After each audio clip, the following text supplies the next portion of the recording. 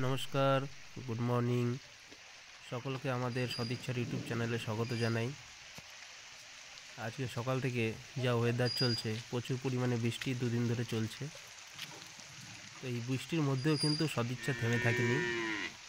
আমরা চলে এসেছি আজকে শিমুরালির খড়কাটা এরিয়াতে। এখানে একটি দুস্থ বাচ্চা,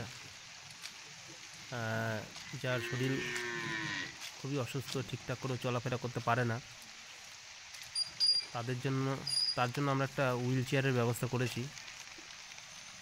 সদিচ্ছার তরফ থেকে তাকে এটা উপহার রইল।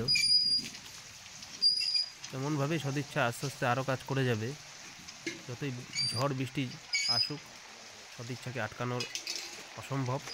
এর জন্যই সদিচ্ছার ট্যাগলাইন রয়েছে, সদিচ্ছা যা থাকলে সব সম্ভব।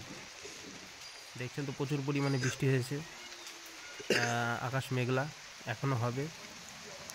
সদিচ্ছা যত ছেলেপেলে সবাই কিন্তু ছুটে এসেছেই আমরা নবদ্বীপ নদিয়া থেকে। তো ভিডিওটা দেখতে থাকুন। ওয়েদারের যে অবস্থা, সম্পূর্ণ ভিডিও করা অসম্ভব হয়ে যাবে। এটা প্রথম পার্ট হিসেবে থাকলো। নেক্সট পার্টটা আমরা এর পরের ভিডিওতে দেওয়ার চেষ্টা করব।